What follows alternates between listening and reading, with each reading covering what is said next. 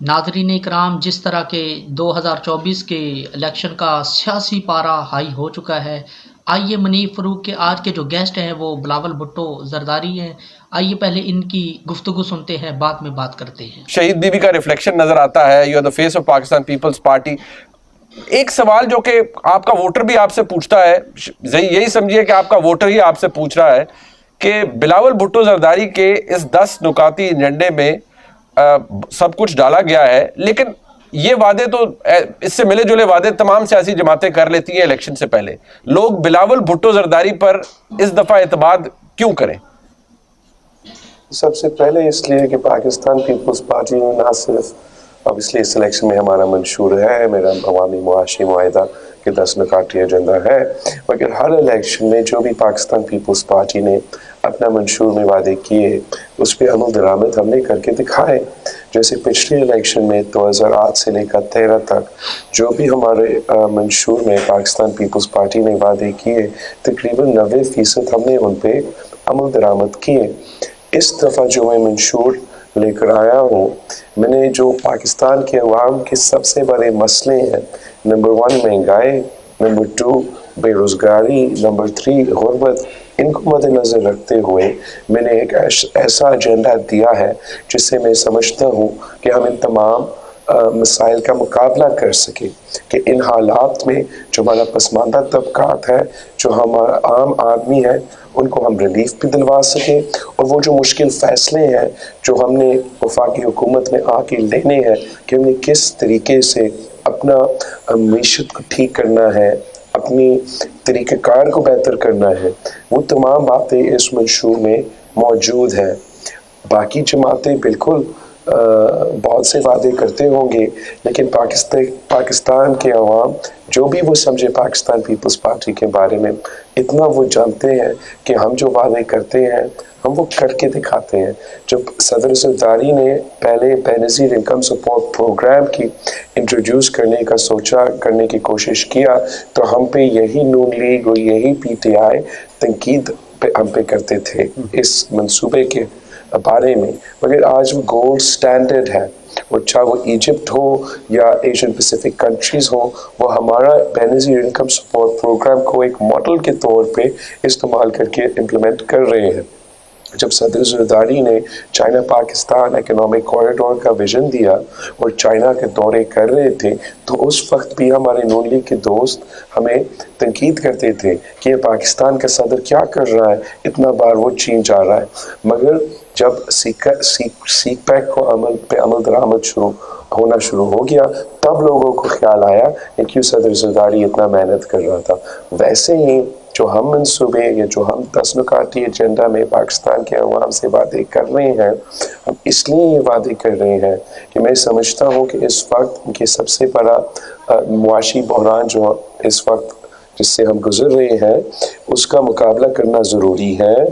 اس قسم کے ریفارمز کروانے کی ضروری ہے، جیسے کہ ہمارا وفاق میں جو وزارتیں ڈیوالو ہونا چاہیے تھے 2015 میں مگر آج تک ڈیوالو نہیں ہوئے، وہ سالانہ 300 ارب روپیہ ان وزارتیں پہ خرچ ہوتے ہیں.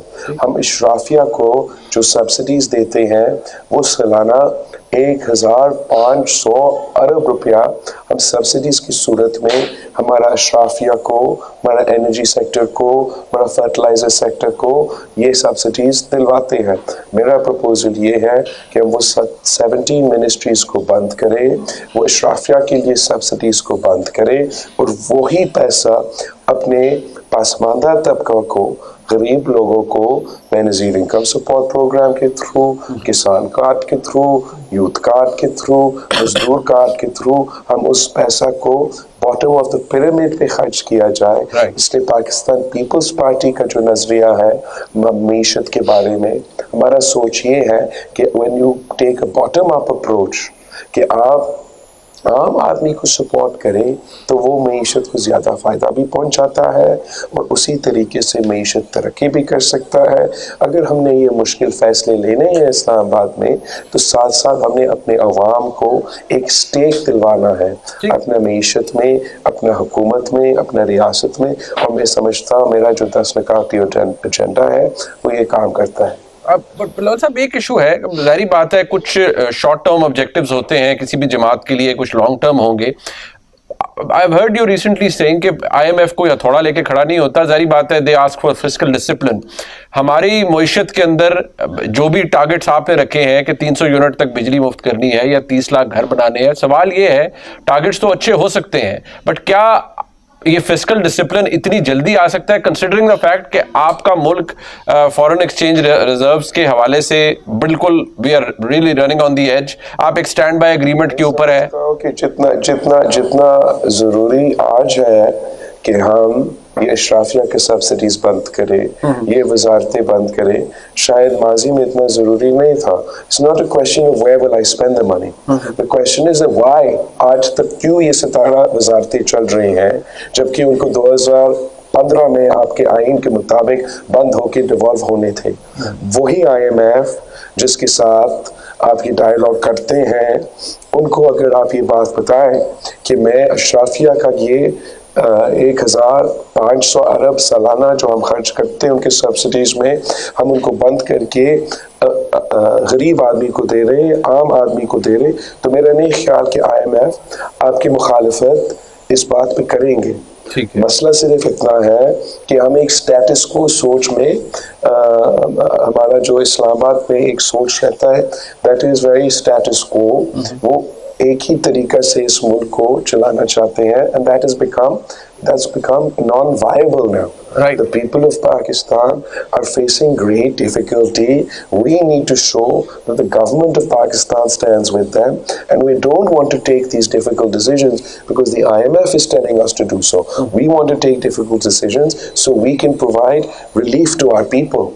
اچھا بٹ ہمارے سیاستدان ہیں، ہم نے اپنے عوام کے مطالبات کو پورا کرنا ہے، اپنے عوام کی مسائل کا کام کرنا ہے.